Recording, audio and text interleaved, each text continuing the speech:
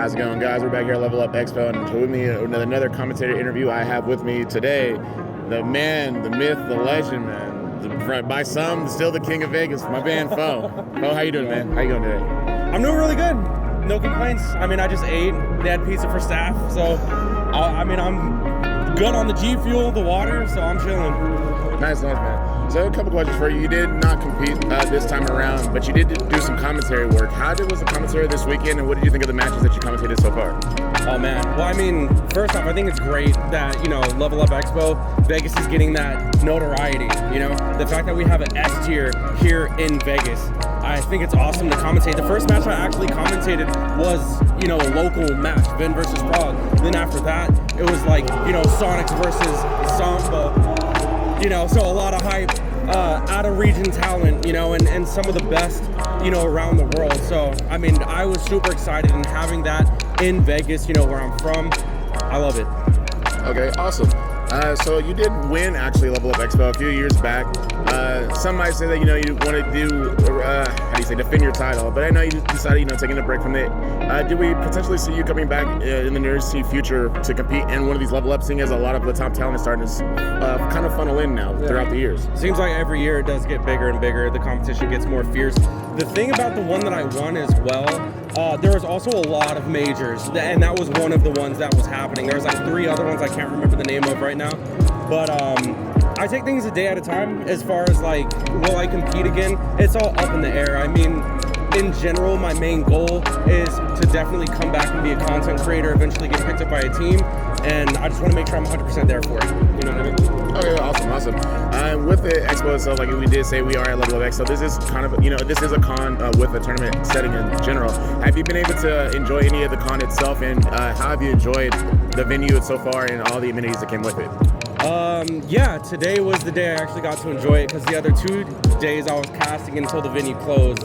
I didn't really have time to kick it, walk around, purchase things. But this time my block was bright and early, finished it bright and early around 1. So I had the whole rest of the day to walk around and really enjoy the con. Me personally, one of my favorite things about it is that little soda place in the back that has the soda out of barrels. You get the cups and everything like that, so that's really good.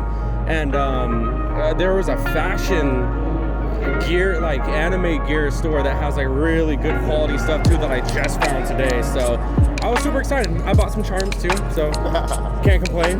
Okay, nice. Okay, so with you saying that you kind of wanted to focus pursuing more on the content creation, and you did have a couple casting blocks today, what propelled you to kind of shift gears from the competitor aspect to going into that kind of commentary role and doing some of the content creation itself?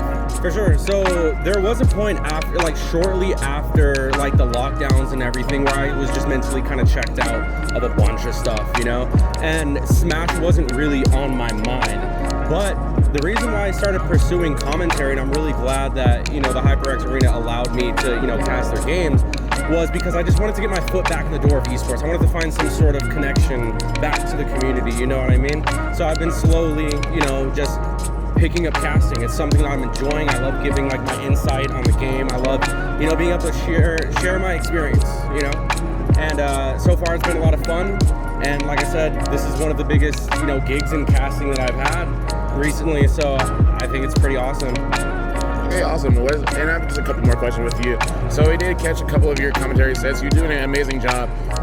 With that being said, and kind of this driving force and passion into casting, I do know that you were dabbling a little bit in the Valorant scene itself. Do you see yourself potentially pursuing that a little bit more? Is it strictly more so you kind of want to stick within the realms of the Smash scene itself, or is it something that you thought about doing to expand your horizons when it comes to different games that you decide to cast? That's a great question. I mean, Valorant was one of the games that actually came out during the lockdowns, and that was one of the games that I kind of used while I was just at home and was like, this is kind of fun. I don't have much experience with first-person shooters and PC games other than that and Overwatch, so I strictly do unrated. You know what I mean? I'm not pursuing any ranks or anything like that. I'm not aim training.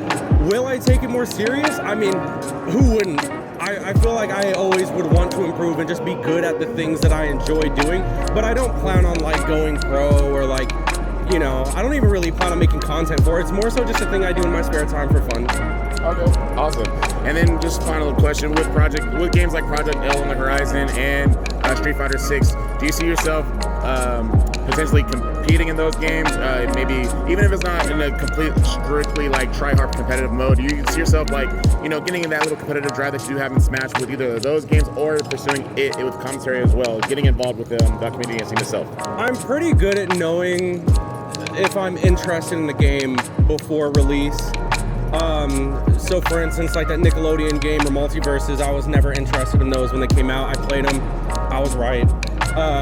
And I can't say the same thing for, did you say Project L? Yes. I don't know anything about that game. I don't know how it's gonna play. All I know is that Riot does a really good job making games addicting. So we'll see, we'll wait and see, you know what I mean? So that's up in the air. As far as Street Fighter goes, never really been too interested. I love the game. Competition haven't really been there for me, but I mean, I grew up with Smash and I came up in Smash, and I want to say that that's where my passion still lies. Okay, sounds good. Well, Fo, it was good having you with me today. Thanks for having a couple of minutes of your time to answer a few questions for us and the people. Before we let you go, though, man, I got one question for you. So it has been a pretty hectic weekend. There's been a lot of ups and downs. There's been a lot of hype. There's been a lot of crap going on. And I know you've seen something crazy or one or the other in the last 3 days, man. So I need to know, what is the craziest thing that you've seen at this con so far?